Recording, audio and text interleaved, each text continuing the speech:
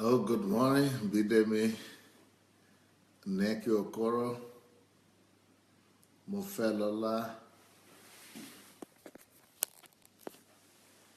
Good morning.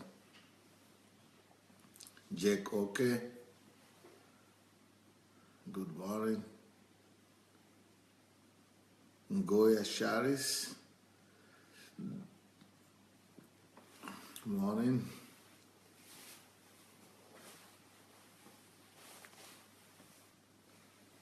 Amonike. Han Marie. Yomi Jegede.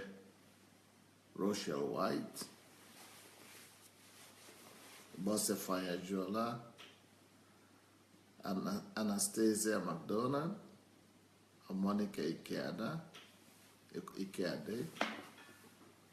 Shegun Fox, Nkiro Ojimadu, Lara Shomoye, Oluwafunmilayo Dina, Henry Okon, Emanuela Magada, Lola Shorunke,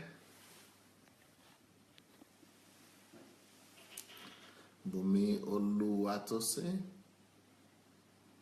Ojuolape Martins, Benny Gift, Daniel Atsenga, Tokumbo Talks. Good morning. Welcome everyone. Mashu Esong, Abimbola Olufemi, Flekane Matip. Welcome. Now, as you are coming in, let's quickly go and share the link to this message. We keep on talking about the men. We keep on talking about the men.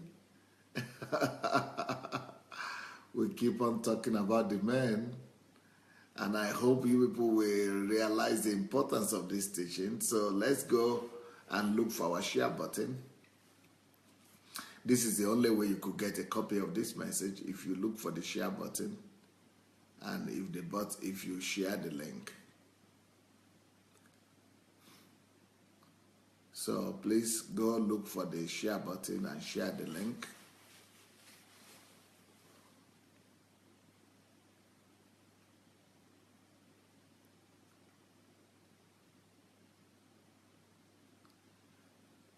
So let's go and look for the share button. Once you have shared it, then let's continue. If you have shared the link, today's topic is an unusual topic, but a necessary topic for us to examine.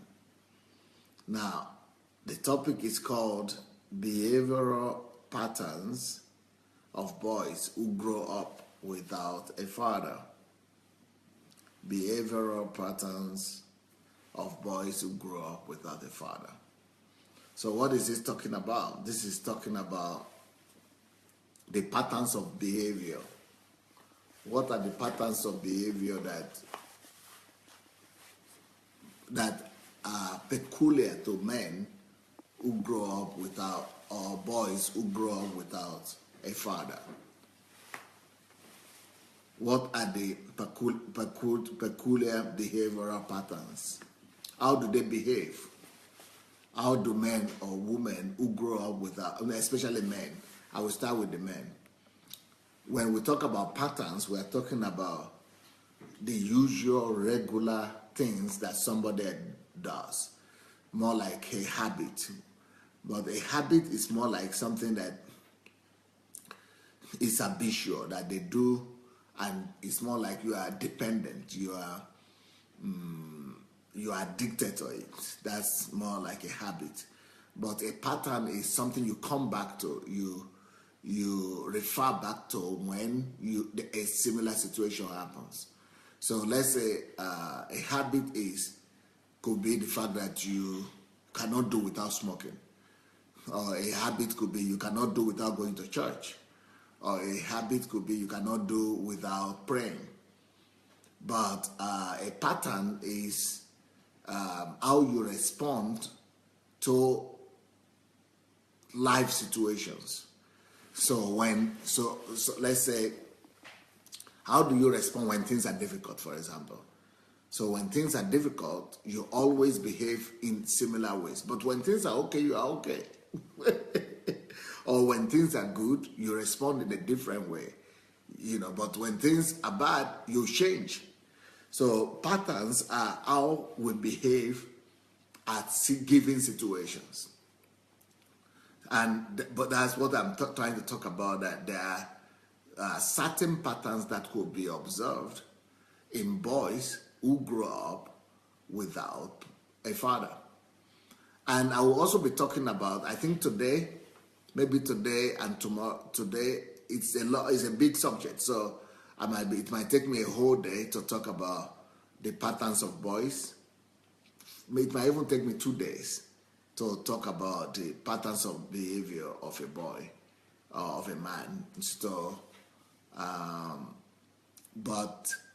and then I would also talk about the patterns of behavior of the girls, behavioral patterns for the boys, and then I will talk about the behavioral patterns of the girls, maybe tomorrow and day after tomorrow, we'll see.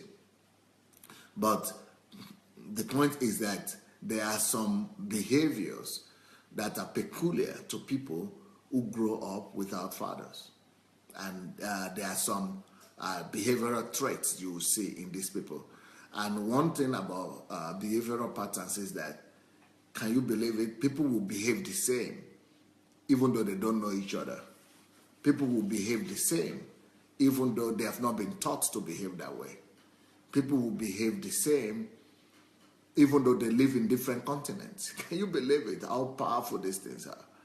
And sometimes we Christians just go to church and we just think that, somebody became born again and that is all. I've made a lot of mistakes as a pastor thinking like that and not paying attention to some of these details. So, sometimes the way, especially being born again in Africa, the understanding of church and the understanding of salvation to us was that since you got saved, everything, old things are past and new things are new. I used to think just like that. I used to think the same way and say, old things are passed away, old things are gone, and everything is new. So if you are born again, it means you are born again. Everything, forget about everything. Everything is just okay. That is on one hand. So we used to think that the most important thing, especially the girls used to think that, some of them are still thinking like that. I think even some pastors are still thinking like that. The most important thing is that don't marry an unbeliever. Don't marry an unbeliever. As long as he's a Christian, as long as he's born again, it's okay. So if he's born again, it means it's okay.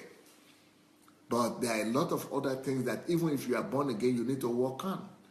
Especially in terms of growing up without a father. If you are a boy or you are a girl, you grow up without a father, there are some things that need to be corrected in your life. There are some things that need to be fixed. There are some things that you must know. There are some things that you must work on. There are some things that you must fix. There are some things that you must challenge in yourself and you must correct. If you don't correct them, they will go and influence your marital life, and they might even go and destroy it. And whichever that girl is, she will just be, who marries a boy like that, she will go and end up suffering a lot. And she will be suffering and not know why. And she will always be wondering, but I thought he's born again now. But he's born again. Why should he be behaving like that? But he's a member of the church. Why is he behaving like that? But he's born again. Why is it that he has this behavior, he has that behavior? Because it's not enough that we just say somebody is born again. It's not enough that we say somebody comes to church or has given his life to Christ. We should realize that giving your life to Christ only affects immediately your spirit man. It changes your spirit man. But you need to also renew your mind. Apart from your spiritual person, you have a mind as well. And you have a soul. And you have emotions. And you have feelings. And in those your feelings and emotions, some things have been recorded there. So there are some, for example, your feelings record and your emotions have recorded some of the old things you experienced. For example, let's say you went and touched electricity. Even though you are no more touching electricity every day, but your memory and your emotions and your feelings has recorded the feelings and the pain that you went through that experience. So your memory records things. Your emotion has recorded some things. So let's say you are being beaten or abused as a child, or your parents were wicked to you, or they didn't love you. Your emotions record those things. Your emotions, even when you are still young, your emotions will record some of those abuses that you went through, and your feelings will record them. And those things remain in you, they remain in your soul. So even though you are born again, but those things don't always go automatically. Those things don't always disappear automatically. So the fact that you are born again does not make you perfect immediately. The fact that you are born again does not make you to be suitable for marriage or for wedding immediately, or to be a father, or to even be a full-fledged man. That doesn't qualify you to be a man yet. So it's unfortunate that so many believers, so many born-again people, we think that as long as you are born again, that you're okay, that everything is all right, that, that's okay, that's the only thing you need to do. And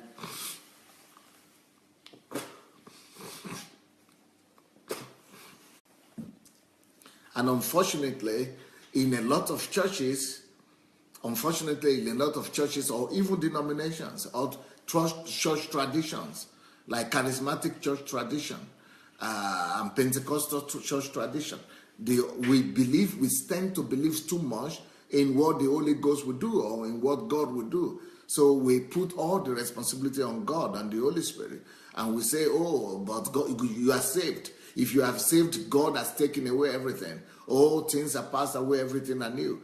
But the guy still behaves. He himself believes that everything is gone, but he doesn't know that there are still some things for him to struggle with.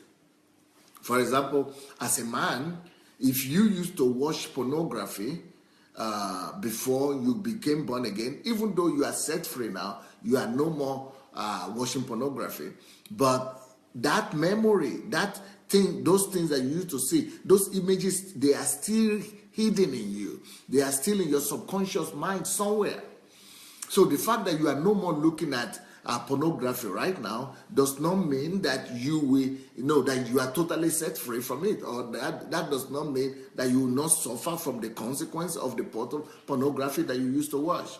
Because now, one of the ways that a man will suffer is that when you now get married, or you are now making love to your wife, you might begin to remember some of those pictures that you saw. So there are some works that you need to see. There are some work that you need to do, to clean yourself, to purify yourself, and to make yourself ready, to make yourself prepared, and to make yourself qualified to be a real man and a father.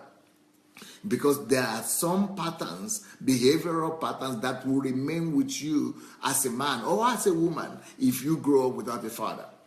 If you are also a man that you had started having extramarital affairs and sexual intercourse before you got born again, even though you have stopped doing that, and you are no more involved with extramarital sex, but after you are married, you will see that there are still some consequences that you would still need to deal with.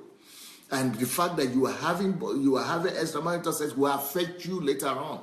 And the reason is not because you are not born again, because you are having you are having sex, or adultery or fornication, not with your spirit. It is your spirit that is born again. But when you are saved, and those things that you did before you got saved, they still remain in your emotions. They are recorded in your emotions, they are recorded in your feelings, and they are recorded in your memory, in the subconscious level of your memory. So that is how we form our patterns, our behavioral patterns. So when I'm talking about behavioral patterns, I'm talking about some of those things that are recorded on our subconscious level that we automatically respond, that dictates our response automatically, that make us to respond in certain ways. For example, I, as a pastor here in Ukraine, with, not just, maybe it's not just in Ukraine, I think it's everywhere. In this culture, there are some people who don't believe, and I think in the West also, especially America, they are now propagating this kind of moral. Okay, in this culture, there are some families or some people who don't believe that you should beat or punish a child. So now a lot of those category and generation of people, they are now adults that their parents never punished them and their parents never beat them. So I used to have a secretary like that, and the parents never beat her and they never punished her. So she doesn't know what is beating or punishing. So now, even though she's a grown-up lady, she's almost going to be 40, anytime that anybody tries to correct her or do anything that inflicts pain on her, she breaks down totally. She begins to cry, she begins to weep, she begins to do scandal, she becomes hysterical. Just because you tell her anything you tell her is a problem, becomes a crisis. Why? Because that is the things that are recorded in her subconscious, that anything, because one time she was beaten when she was small, and that was like she was beaten as a punishment or act unfairly. So any kind of punishment that she sees now is like evil to her. So because that's what has been recorded in her mind. And the same thing happened with a lot of people. There are some people now who are grown-ups that think that any kind of pain is bad. And even there are some churches who propagate this, that if you come across any suffering or pain or any trouble, that is evil, that is bad. It means Satan is at work, which is wrong. So any kind of thing that God allows in your life to develop you or to lift you up to another level, you begin to fight it, you begin to resist it. Why? Because it has been recorded in your mind. It has been recorded in your subconscious mind that it is wrong to suffer any pain, that anything painful is bad, anything negative is bad. So these are the things I'm talking about, that there are some things that we call behavioral patterns. And those behavioral patterns must be dealt with. But before you could deal with them, you must be, first of all, aware. Only those things that you are aware can you challenge. Only those things that you are aware of can you change. So let's talk about boys that are growing up without a real man, without a father. So if you are a boy that is growing up without a father, or even a girl, there are some behavioral patterns that are peculiar to you. And it doesn't matter what country you are. It doesn't matter if you grew up in Africa, or you grew up in Europe, or you grew up in America, or you grew up in Latin America. They are the same patterns that have been observed and that are consistent with the behavior of boys who never had a father figure in their lives, or who never had a fatherly love in their lives. Even though they might have a father, for one reason or the other, maybe the father had not played his role, and because he had not played the role he needed to play, those boys carry the consequence of those things. So some of those things need to be corrected much more, early in life or later in life, wherever you are aware of it. But the fact that we must talk about this is important. The fact that we must reveal and expose these things is also vital. Even the girls, there are some behavioral patterns that are just in you. So sometimes, maybe, I think this is popular enough. Have you ever heard of cases whereby somebody said, my father did this, and I said I will never do the same thing, but you grow up and you begin to do the same thing your father did? Or your father experienced something, or something happened in your family, and you begin to recall that happened to this other person, it happened to this other person, it happened to this other person, and other family members are repeating those things. Those are the things we call behavioral patterns. Unfortunately, in Africa, there is another another ignorance and another what do you call it? Extreme, another extreme. In churches in Nigeria, either people deny it totally and say that you don't have any, you are born again, all things are new, all old things are gone, everything is new now. Or they will tell you that it is generational curses. They will begin to tell you that you have curse and you have been cursed and you need deliverance. So ignorance is just pervasive in some churches, especially charismatic Pentecostal churches. They begin to put everything under demons. They will forget that even though you are already saved, even though the blood of Jesus has already redeemed you, even though Jesus has already died for you, even though the Bible has said that curse is everyone that hangs on the tree, even though Jesus has carried away your your cross is on the tree, they will still be telling and convincing believers that they are cursed, or they have some generational curses, or they need deliverance. There are some churches where they are conducting deliverance service every week. There are some churches where they conduct deliverance services every week. And this is just crazy. Some of those people who will be coming for those deliverances are the same members of that church. So if they are members of the church, why do they still need deliverance? Ignorance. Because they don't know and they don't have any idea about what science has already discovered long time ago, what science has already dealt with.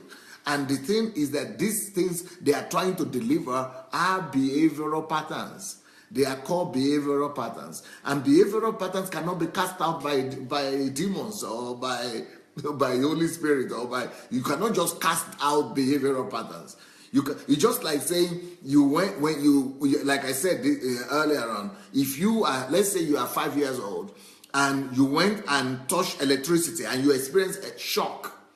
Now, because you have that electricity shock, that shock is recorded in your subconscious level, in your conscious mind, in your subconscious mind. That shock is recorded in your emotions. That shock is recorded in your feelings. So anytime you see electricity that is not protected, you are careful. You don't want to touch it again because you remember the bad experience that you had. Or it's just the same thing like with fire. I remember that when I was small, my grandmother used to say, don't touch fire or don't go near that fire. And I was curious, why is it red? Why is it yellow? Why is it that some part of it are yellow sometimes and some of it are red? And why is it that some of them are blue? So I wanted to find out, I wanted to separate the fire, the blue and the red. You know the result. You know the result. It was not pretty. It was not pretty. Not pretty at all. So, of course, I got my hand burnt. So, as a result of that, do you think I forgot? I will forget. So now it's just like, so what the people do in churches by saying you need deliverance from that, you need deliverance from this, you need deliverance from this. Oh, your mother didn't marry on time, or your sisters didn't marry, your two sisters didn't marry, and your aunt didn't marry, and your nephew did not marry, and your cousin, your aunt there did not marry. 3 of them have not married. They have been married for this. They are 20 years old or 40 years old. They are yet to marry. That one died of cancer. This one died of cancer. Maybe you too will die of cancer. This one remains single, that one will remain single. That one doesn't have money, this one doesn't have money, nobody has money. So is Satan, is deliverance, is this, and they are doing it every week or every month or every year. Just taking away poor people's money. And it's like fleecing on the people, fleecing on the people of God. But like I said, with that fire and electricity, since you have put that thing there, it records something in you and it brings a kind of pattern of reaction out of you no matter what. So whenever you go around electricity or you go around fire, the same pattern of behavior will be manifested because you will have the same response to that electricity like you had before when somebody said, when you went and touched it. So if anybody tells you now, touch electricity or move back, you have the same pattern And that same pattern of behavior, it will be the same for Chinese, it will be the same for Americans, it will be the same for Japanese, it will be the same for Africans, it will be the same for Brazilians, it will be the same for every people, because the same pattern of behavior, the same response, it is universal, because it is recorded in your subconscious mind. So you respond to the same thing the same way. The same thing we are talking about when we come to children who grow up without fathers. So now come and imagine that a man now comes and says, oh, don't worry, the thing you need is deliverance. You need deliverance from that feeling, electricity feeling. You need deliverance from that reaction, or from that pattern of behavior that you have with this electricity. It doesn't matter how many demons they cast out from you. It doesn't matter how many times they destroy the whatever they call it, the curses, the generational curses. Nothing will happen, because it's not about generational curses right now, and it's not about deliverance right now. It's about behavioral patterns. These are behavioral patterns that need to be detected, you need to get back to the root of those behavioral patterns, and then you need to be able to deal with them. So when you grow up, when we talk about behavioral patterns, I just gave you a clear illustration of behavioral patterns, how you behave that way because of what you had experienced. So with electricity, you behave that way because of what has been recorded in your subconscious mind, because of what you had experienced. The same thing with fire, you behave that way because of what you had experienced. And those things happen. Behavioral patterns come as a result of one thing or the other that has been recorded either on our subconscious mind or in our emotions, or just somewhere in our feelings, because of what we have heard, or because of what we have experienced, or because of what we have believed. So some of those things just need to be dealt with through understanding and through conscious action, and that is geared towards changing that behavioral pattern, rather than going from one deliverance house to the other, or from one generational curses to the other, and all that. So of course God could help. We could pray that God will help us, but you see, God does miracles, but miracle is not anything that happens just anyhow. The possibilities of miracle is just 2% in our daily life. I mean, every day we live by normal laws, by normal rules and principles. It's not everything that, you don't have miracles just because, you don't ask for miracles just because you want to eat, and you have the food already, you have the plate, you have the food on your table, and you now say, okay, God should do miracle for the food to get to your stomach. That doesn't happen. You have to take the fork and the knife and put it in your mouth yourself. So it is the order of things, the order of life. You are supposed to live a normal life, not wait for miracles all the time. So the same thing when it comes to patterns, when it comes to behavioral patterns. When it comes to behavioral patterns as well, we don't need to always be saying only by miracles you will change. Only miracles will do this. Only deliverance will do this. Or only, some supernatural, interference of God. Sometimes you just need the truth. The Bible says you shall know the truth, and the truth shall set you free. The Bible also says that my people are perished for lack of knowledge. For lack of knowledge. So... So when we are talking about behavioral patterns, this is very important topic, because in fact, there are some ministries and churches that are thriving on fleecing the people, that are thriving on, telling people some funny stories and deceiving people and taking people's money and just exploiting people, taking advantage of people just for them to get deliverance, or to get set free from generational curses or things like that. So I'm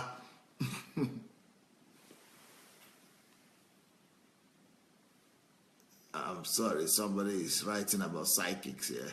No, we don't need that. I'm sorry. So so it is.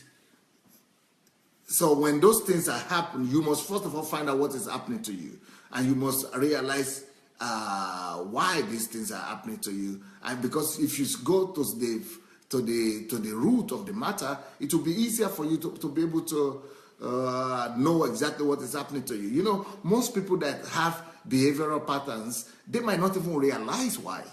Many people just think that is the way they are supposed to live. Many people who grew up without fathers or mothers or let's say fathers right now, they don't even know why they behave the way they think everybody behaves the way they behave. They think they are okay. Some things that you might not understand, especially if you are married to such a man, you might not understand why is he doing this, why can't he understand this, and you don't know that he doesn't even know what you are talking about. He is not even aware that things are not supposed to be like that. He thinks that things are okay. He thinks that he's okay. He thinks that he is. And especially now in the world that we are living in, you know, I think more than 50% of all families in the world are now single parents or divorced or remarried. So can you imagine the world where, you know, most people, most couples, most families are either divorced or remarried or single parents? Can you imagine how much this topic is needed? Can you imagine how many people are growing up without their fathers? And even they have fathers, they might have males in the homes, but not fathers. They might have men, or so to say men, so-called men in the house, but not having fathers. So can you imagine how much this topic and this subject is needed all over the world, because so many people are growing up without fathers, without father figures, or even if they have so-called men in their lives, they still don't play any role. They are just absentee fathers. So if the absentee fathers are growing in our world today, if homes are without, children are growing up without a real father model or father figure, so we must talk about this. So what are the patterns that are peculiar or particular to this kind of children, both boys and girls who grow up without a father? And we must be able to be aware of them, and even mothers must be aware of these things, and we must be able to begin to deal with these things even from the time they are small. And the mothers must be told of how to deal with situations if they are single parents, if they are mothers who are raising up their children by themselves. They must be able to know how to address this situation of fatherlessness or absentee father, and how to help the kids cope and deal with the situation of patterns, of behavioral patterns.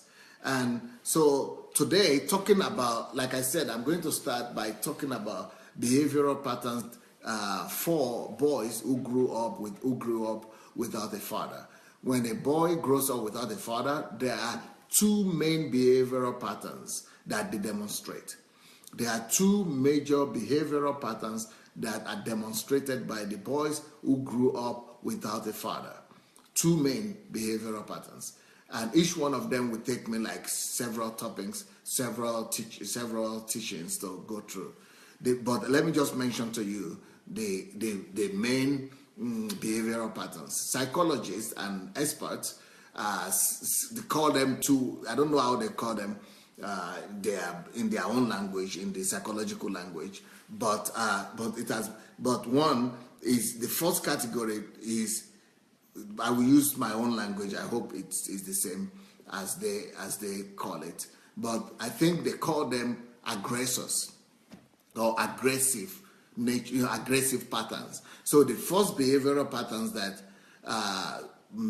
boys who grew up without a father figure, or they might have a father, like I said, especially in our African tradition, when you have a father in the house, but the father is not relating with the son, it's the same thing as having no father. So when a boy grows up without a father figure who is really caring and is there for him, the first pattern of behavior it demonstrates is aggressive nature. Aggressive. So the first pattern of behavior for the boys without a father is aggressive, being aggressive nature, aggressive pattern of behavior. The second pattern of behavior that a boy like that demonstrates is what we call passive nature. passive pattern of life, passive, quiet and passive lifestyle, quiet and passive. But both of them are negative. Both of them are not good. And I will tell you why they are bad, what makes them to be negative, and what we can do to come out of them and to fix these problems. So let's start with the first behavioral pattern of the boy that grows up without a father. And that first negative pattern of behavior for the boy is that he's aggressive, and he's we could just say aggressive pattern of behavior. It's like an aggressor. It's aggressive. So how does that manifest? How do we see that? What do we say? How is that manifested? And if you are a mother, how do you cope with that? With an aggressive child? That is who I was. Let me start with my own story.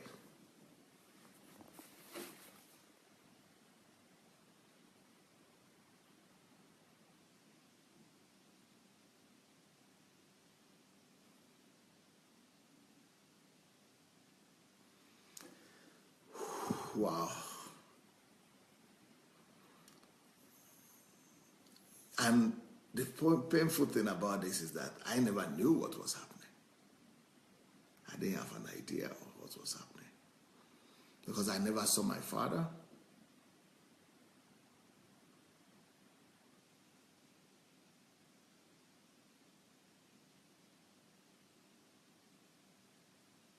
And my mother, I only saw her when I was about 12 years old, when I was already grown up, much later in life.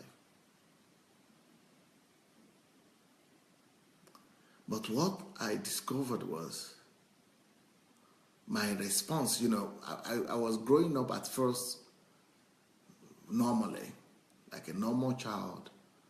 Everything was okay. Till I was maybe 12, 13. Let me tell you what, between the age of,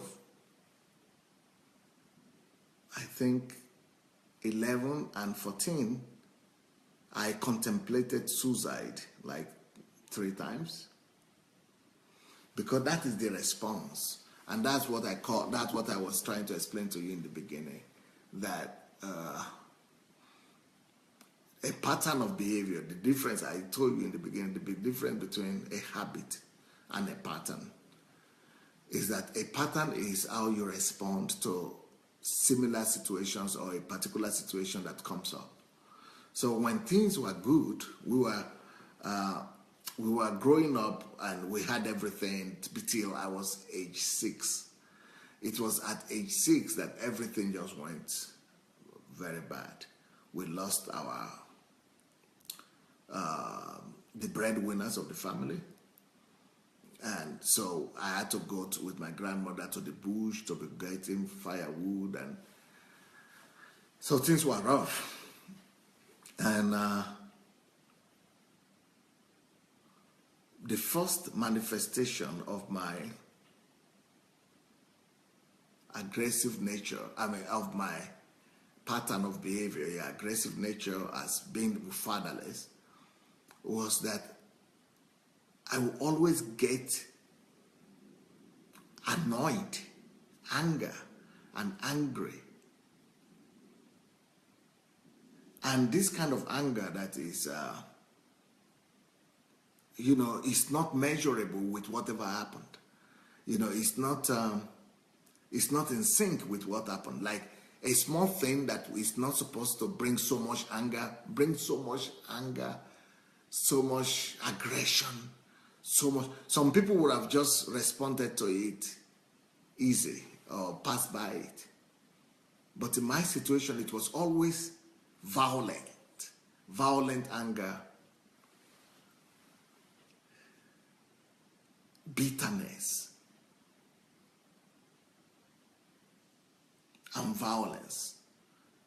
I was always, when I was angry, I was always looking to destroy something, to take revenge. to break some things, to make other people feel pain. Especially my grandmother, because my grandmother was the one who was like my father and my mother. She was the only one I had, and she was the only person I knew. So all my anger and all that were directed towards her and at her. So can you imagine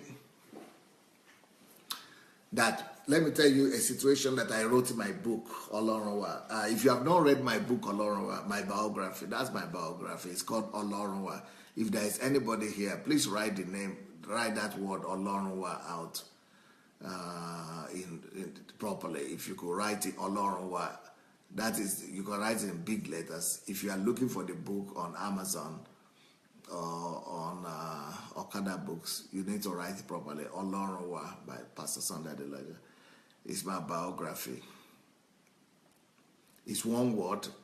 Ladapo Abiodun wrote it like two different words, but it's one word. So that used to be my village name, and so that if you want to read the book, you can get the book on Amazon or on Okada Books or somewhere in the internet. So I will not go into the details of the story, but let me just tell you a little bit about how aggressive nature was responding in me. Let's say my mother or my grandmother beats me or punishes me for something. I will go, either I will run away from the house, or I will go and begin to speak very bad, accusive and abusive words against her. Or I would go and take her best clothes, and go and set them on fire. I would go and find matchbox. Sometime one day I went into a wardrobe. They had this wardrobe in her room. She only had one room. That woman only had one room where I was living with her. So I noticed that she had gone out and she had all her clothes in the wardrobe. I went with a matchbox. Abraham, great. That is not my name. What you wrote is not Olorunwa.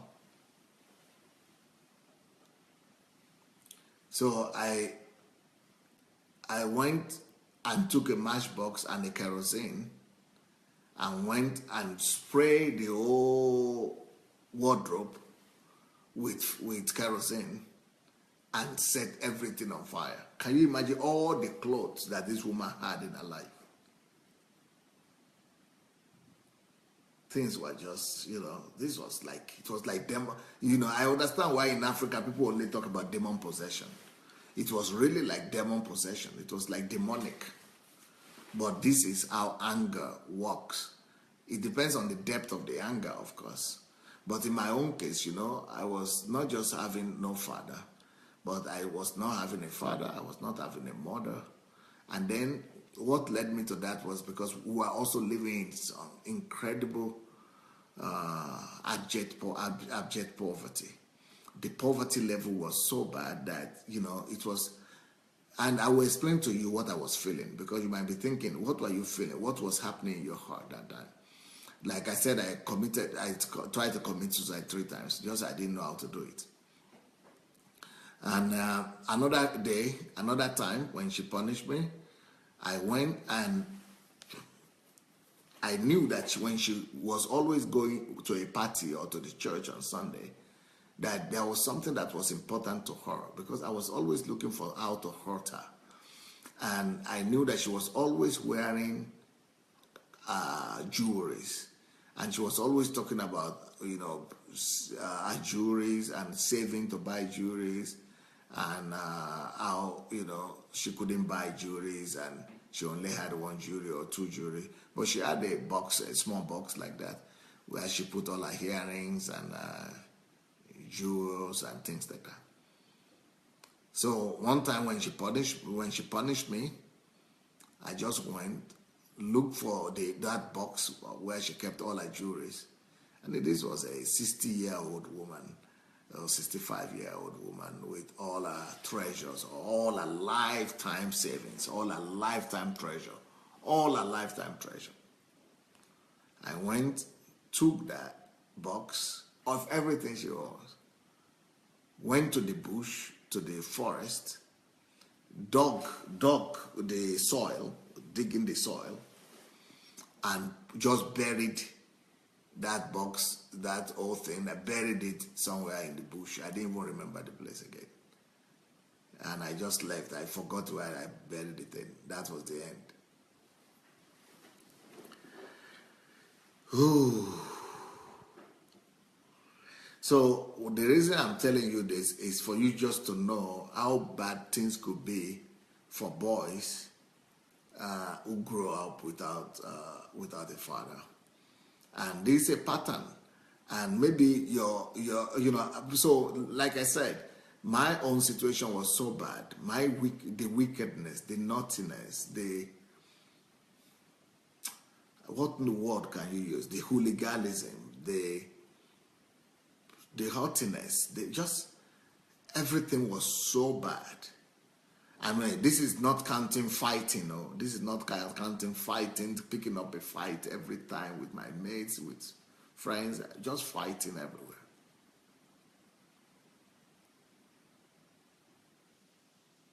So what was it that was happening to me? So how does this work in the life of a young boy or a man? And these are some of the reasons why a father needed to be there. A father needed to be there to cope those kind of things. A father needed to be there to bring that sense of security to a boy, even to the girl. A father, the need for a father is that a father will bring that peace that I never had. I never had that peace of mind. The father is supposed to bring that assurance, that affirmation, that assurance, that pillar, that covering, that foundation, that firm foundation. I never had. So a father was supposed to have helped deal with the emotions. I didn't know what to do with the emotions. I didn't know how to manage the emotions.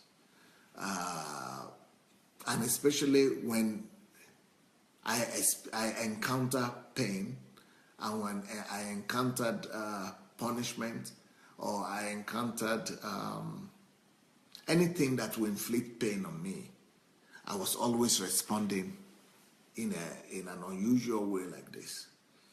But I never knew that it's because I grew up without a father figure. Even though I noticed that my grandmother, she attempted, maybe she kind of noticed that a father figure was what I was lacking.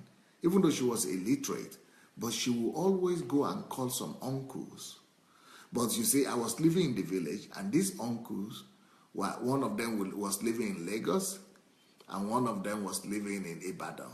But I was living in Jebu, the village there, and these uncles would, you know the way people do in Africa, they come home maybe once in a year or twice a year. They come home once a year or twice a year. So I noticed that when these men, and the reason why she was always referring to those particular uncles was because they were military men. They were in the military. The two of them were in the military. So she was always trying to frighten me by them, and frighten me and say, your soldier brother will come, the soldier. And kids always were afraid of soldiers. But what I noticed was that when those uncles would come to the village, and I was always afraid that they are coming, they are soldiers, they are going to. But what I discovered is that they would not act like a soldier to me. They would not beat me or try to punish me. They will always draw me close. They will hug me and begin to talk to me like adults. I never even knew anything like that. I never even knew that was possible. I mean, that a big man, a big grown-up man will hug me. I never had a hug of a man. I never had a father or man hugging me, bringing that covering and protection. So I noticed that each time any one of those uncles will come around and just love on me, you see, a kid needs the father's love. I my anger will just evaporate and disappear. I will just become quiet and stable, and my emotions become just stable. But they will go, and the next 1 week or 2 weeks, I will be okay. Maybe 1 month, I will behave well. Maybe 2 months, my mother will be happy. She will be proud of me. Until, in 2 months, it lasts me maximum 2 months. They go back, and I begin to behave the same way. And the reason is because the father is not supposed to be a visiting father. A father is not supposed to be just once in a month or once in a year father. A father is supposed to be there for the children all the time. A father is supposed to be present. It's not supposed to be absentee father. A father is not to be absentee in the sense that he's coming just once in a year or once in 6 months. A father is supposed to be there caring for that son most of the time. So the presence of a father brings that stability. At least, even if you are not going to be there all the time, but even if you don't have a father and you need a father figure, let the person be there at least once a month, not once a year or once in 6 months. Because I noticed that each time these people came home and they talked to me like that, I was always well behaved. I was always better behaved and felt I loved and protected. Something just comes over me, cool, quiet, and well behaved. But when nobody is around and I begin to experience all my pains again, and my grandmother was trying always to correct me, and I will be frustrated, all that anger will swell up again. So anger issue is one of the things that boys who grow up without a father encounter. That is one of the things that they encounter. And now in my own case, even though I didn't know these things, let me tell you how it went. Let me tell you how it disappeared. This anger issue disappeared even before I got born again. But when I got born again, God totally, dealt with it. It was the end of it. But before I got born again, also it was over. What happened was, sometimes we don't know why tragedies happen, right, in our lives. But sometimes, if God is really interested in you, if God really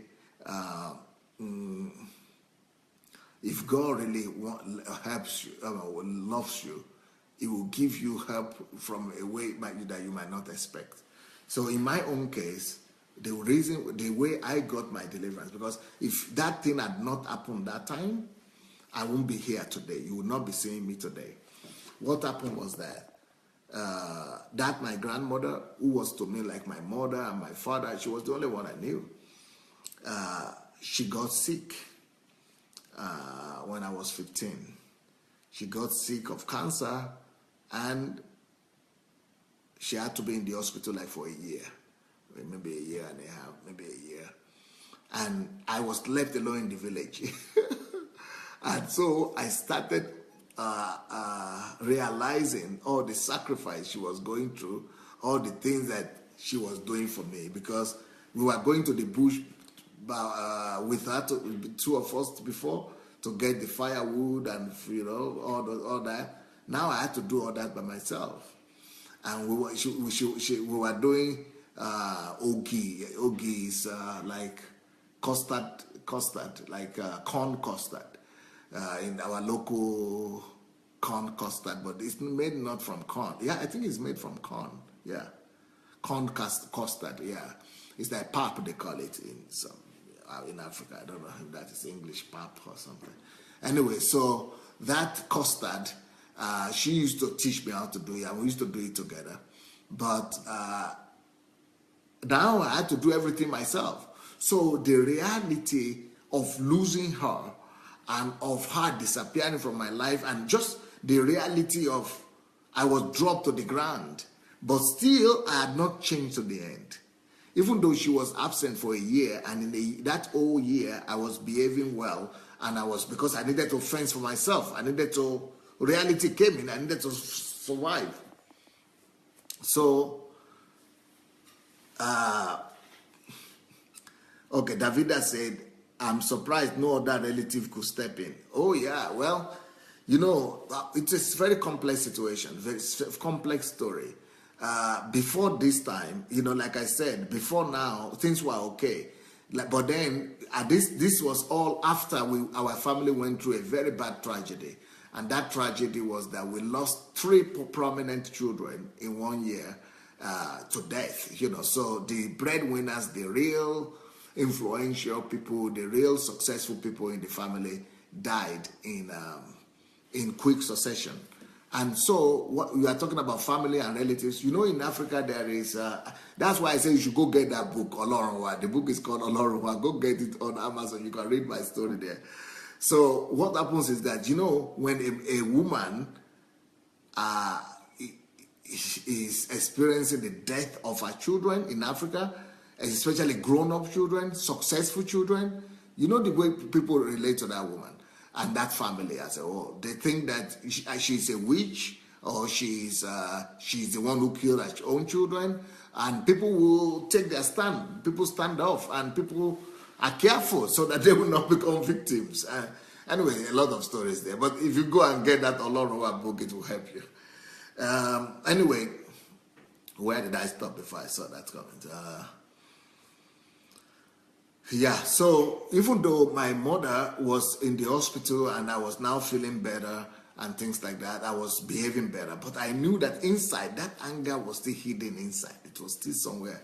And if she comes back and everything goes back to its place again, to how it was, I was still going to be behaving the way I was behaving. But then comes the news one day when I was 16 already, that my grandmother died. Now, that tragedy, as painful as that could have been, I was now 16 or going to be 16, and this is my mother and father, everything, and she was the only one I was living with, because all my other brothers brother and sister who were a little bit grown, they were students themselves, but they were in town. They were also trying to survive. So, at this time, I was the only one in the village with her, and here she was dead.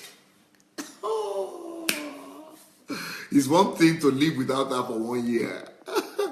But to now come with the news that she's totally dead, and I was 16, and I was in secondary school. First of all, I have to buy school uniform, pen, eat,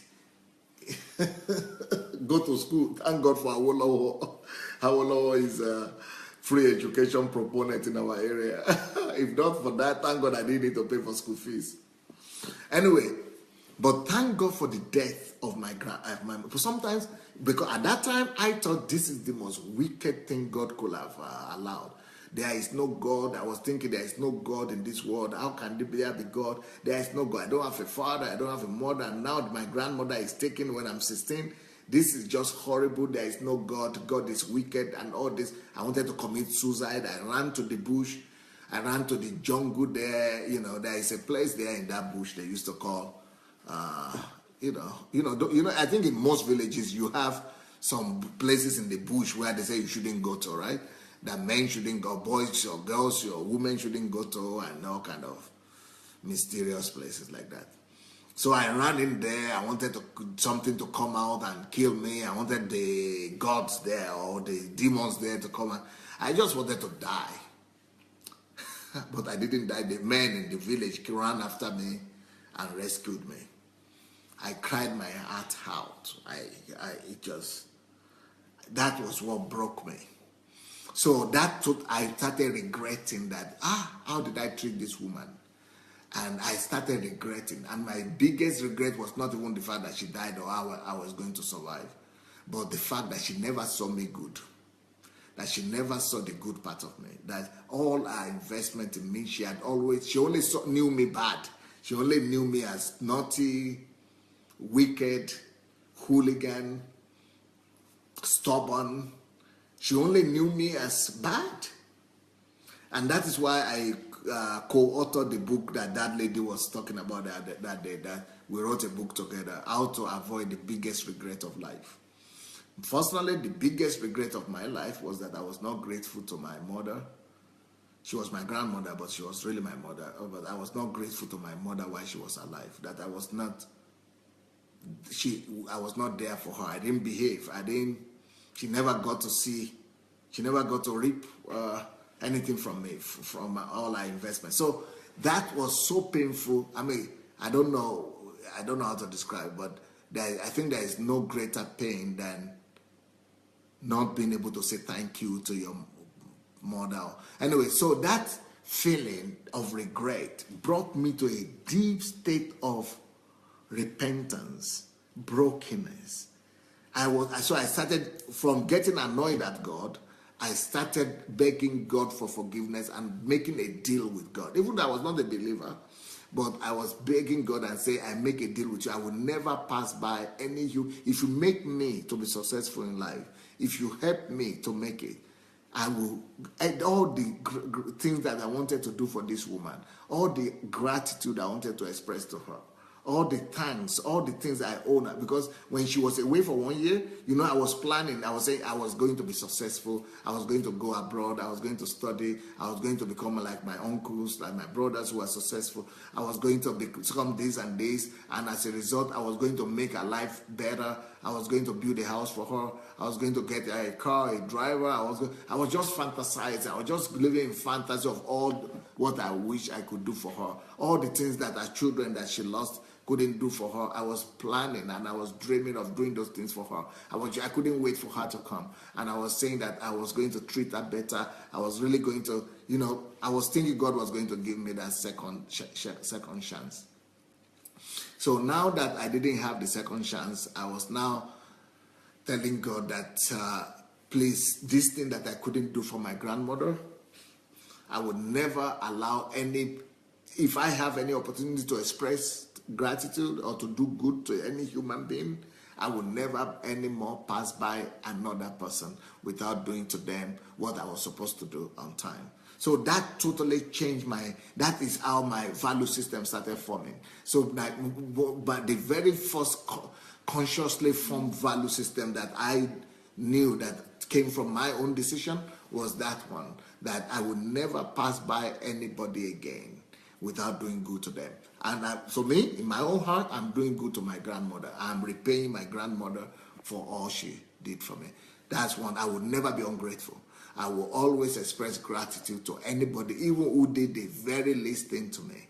That's one. Number two, the second decision I took that time during all that crisis of her death was that all the good that I wanted to do for her, I would do for humanity. I would live my life to live a life of doing good.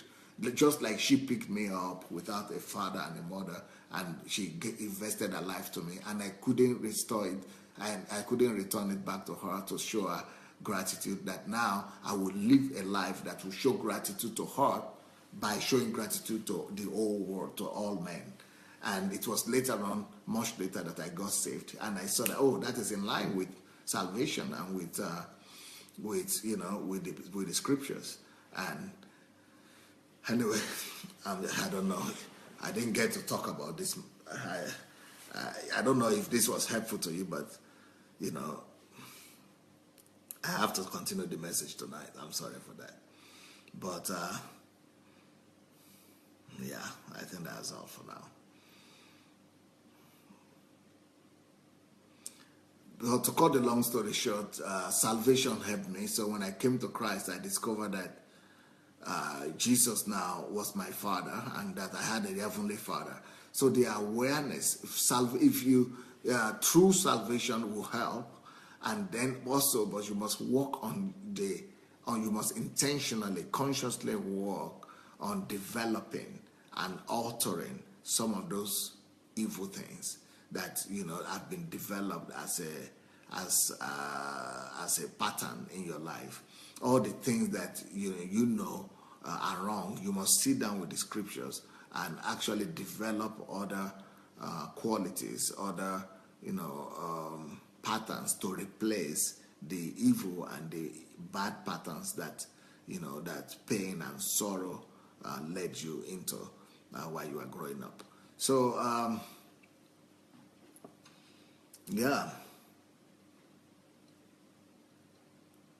Oh, Stella Nuhu.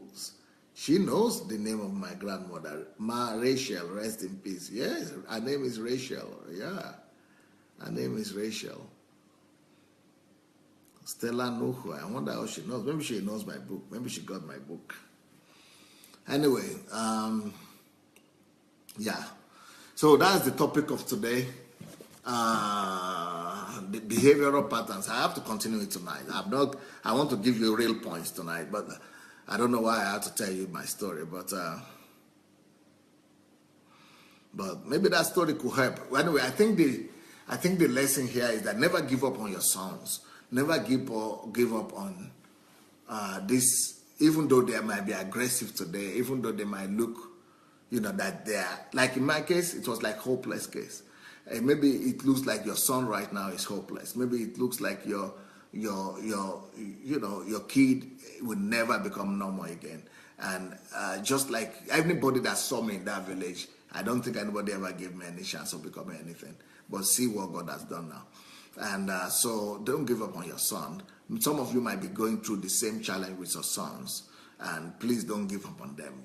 I want you to follow these teachings, and we'll be examining more of how to deal with these situations and how to, just look at I don't know how wicked your son is. I don't know how naughty your son has been, but I don't think he had been as naughty as me. Even though I was not drinking and I was not using drugs or things like that, but I was so naughty, so stubborn. So, but if God could do this with me, He would do it with your children as well. So, so we're going to continue this series. If you have not shared the link, let's go and share the link, because, the story might help somebody. Who knows? That story might help somebody. It could help someone. It could help someone. So let's go share the link. Let's go look for the link. Let's share that link. Maybe it will help somebody. Maybe it will help somebody.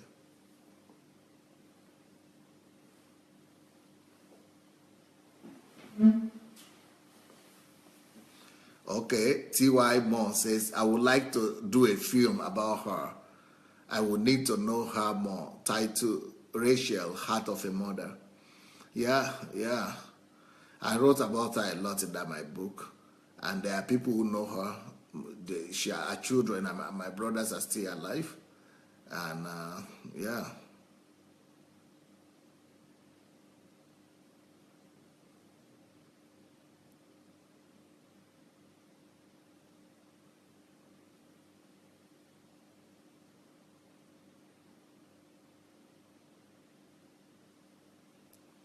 Richard Eberiga is saying, that's an apostle in America.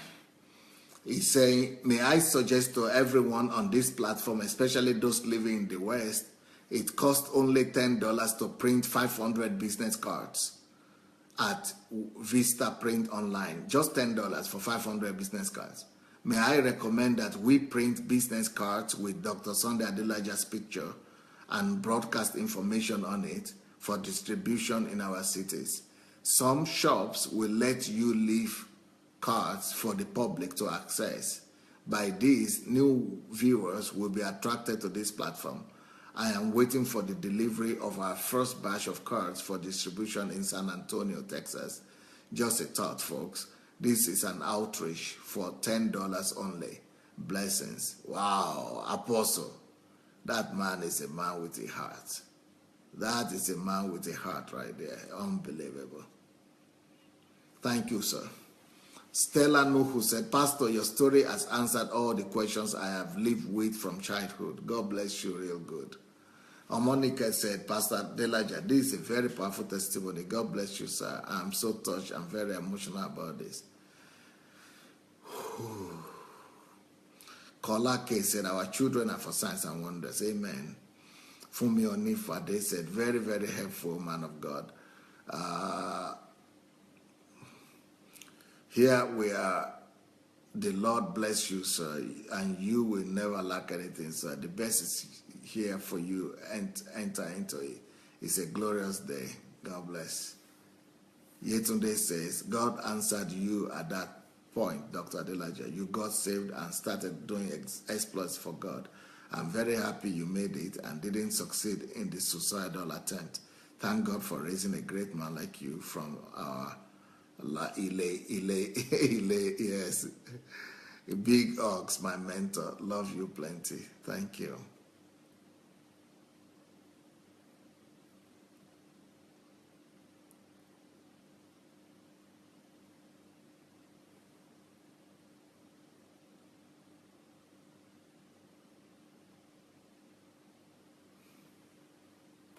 Noel Okushuku said, thank you, sir. I can't thank you enough for this great change you have done to my life.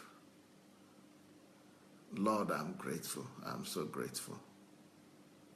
Neki Okoro says, thanks, Pastor, for this great insight and your powerful testimony. So many people are dying in ignorance. I know one lady who was placed on 6 months deliverance for a pattern of late marriage that runs in her family, as she was told by a pastor, and she is not yet married after undergoing all this deliverance. Only this truth will set her free. Wow. Christina Lampe said, I'm richly blessed. Thank you, Pastor. Veronica Fumi Brown, Yani Wura, may her soul rest in peace. She will be happy wherever she is, as you've really made her proud. Thank you. Benjamin Manu said, I was just like that. Wow, God bless you. Olufumi Dina said, Dr. Adelaja, sharing your story is so helpful. It has given me hope for my brothers. I have 3 of them, so I know God will do that miracle on their lives as well. I've been praying for their salvation. Thank you so much. Gift Amos, Jesus came for the purpose of great vessels like you, sir, and him alone has invested in you for all nations. Hallelujah. Thank you, Jesus, for bringing something out of nothing to shame the foolishness of man. Yep. Please, if you have not shared the link, let's go ahead and share that link, okay? Omonike, Pastor Adelaja, this is a very powerful testimony. God bless you, sir. I'm so touched. I'm very emotional about this.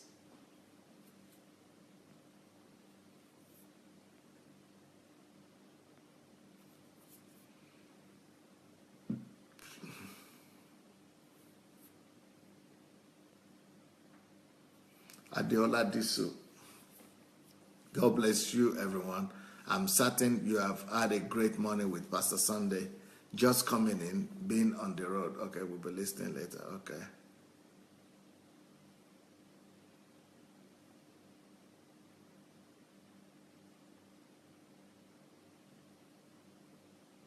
TY said, Dr. Adelaja, I just want to give you such a big, sustained hug. We thank God for you, sir.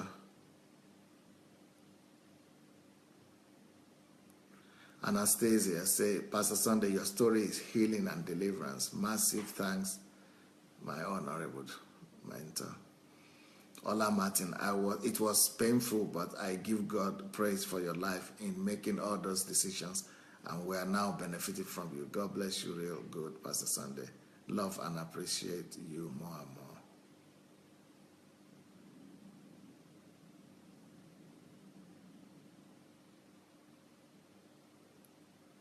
Veronica Fumi Brown, yeah, you presented as very broken then when we landed in Moscow then. Thank you for your life.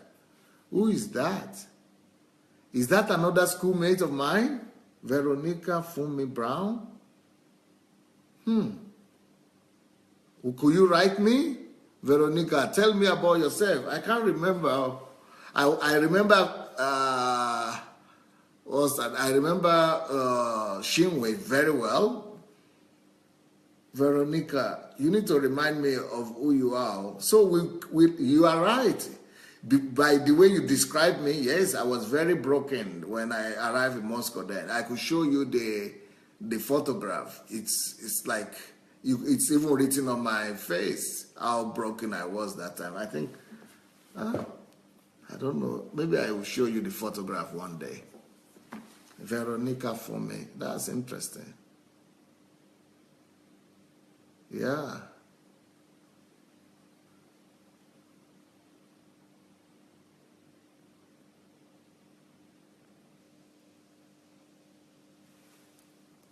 Ngoya Sharis, people get born again and church thinks from now on they have a happy life. This can cause people to actually go into depression as it deprives them of that platform of openness, communication, and understanding that they need from the church, and they don't get it. Church equates Christian to a perfect human being while encouraging constant prayer for forgiveness of their sins. But forgiveness alone does not teach you to stop and change. Being a Christian is a journey of life, not an isolated accomplishment. Yep. T.Y. Dr. Adelaja, there is no way to probably articulate that kind of regret and remorse as the person in question is permanently unreachable. It's one of the things we live with that God uses to mold us indescribable. We are recipients of that pain because you pour so much life on us and care for us. God bless you, sir. Love you big. Oluwafumulayo Dina said, wow, Pastor Sunday, you are an evidence of power of transformation. Glory to God. Oluwatope, there is no greater pain than not being there to be able to say thank you to your mother for a huge sacrifice of love. Yep. Shinwe, it was indeed a painful experience, but God was preparing you for today for our own benefit. Praise God for your life and experience.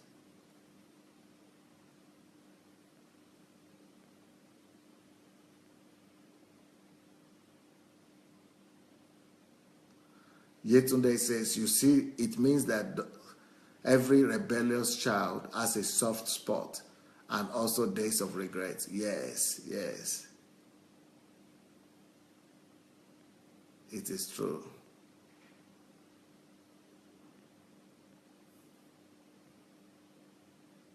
Margarita Christopher, Pastor Sunday, your testimony brought a resolution for so many people's lives. I already share it, believing that it will help my people. Amen. Ifeoma, thank you so much, Pastor. Your story is a big encouragement to me because I passed through some of your story. But one thing I know is that a gold will never be a gold without passing through fire. Thank you.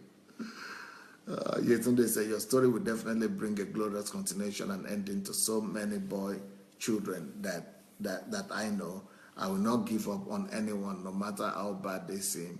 Thanks to you for being so transparent and true. Respect and regard. Mama Rachel is resting in God's bosom now and smiling over there. Over you. Mashue Song, I bless God Almighty for your life. All you went through was actually creating a platform for you to become what you are today. You have turned your pain into gain. God bless you. Kate, thank God for your life and for using your experience to bring hope to others. You are such a blessing. You are loved. More grace to you. Noel Okushuku, friends, my brother and I were smoking marijuana at the same time, and when our parents found out, they broke down. They cried and never gave up. They changed city for our sake, changed our schools, and held on to prayers, and today we are all clean, graduate, born again, and married. Wow.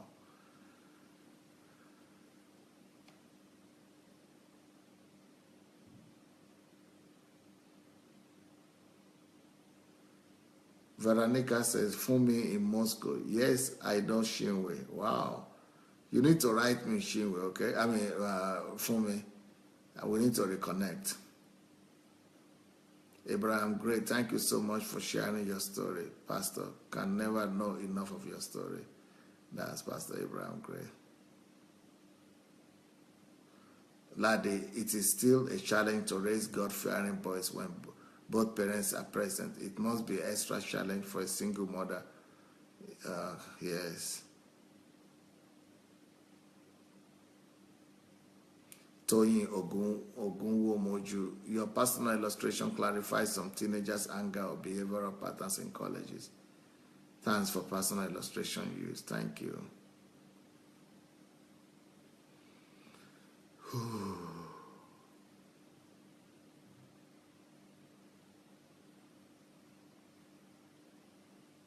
Esther Kuganja, thanks for sharing, Pastor. I read the book in 2012 and remember being humbled. God used that book to help me deal with my own anger issues too. Yeah, the book Olorunwa will help everybody deal with anger issue. Ngoya Shari, thanks, Pastor, for your story and that analysis. And for me, people would never think that I had that aggressive issue as well in the past. I used to think that it was just the typical poverty issue you had as a teenager. However, for me, it was quite different, and I can see many parallels in my life with the things you mentioned. Knowledge and acknowledgement are the first steps to change and betterment. So I appreciate your sharing and caring.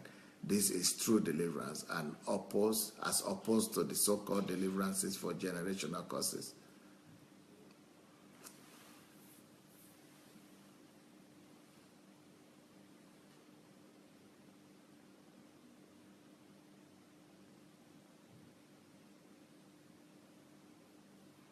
Thank you, Pastor. Thanks, Pastor, for this great insight and your powerful testimony. So many people are dying in ignorance. I know one lady who was placed on 6 months. Okay. All right.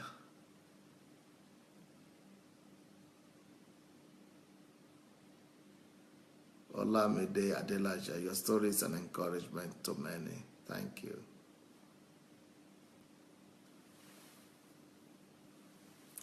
Well, thank you so very much, everyone.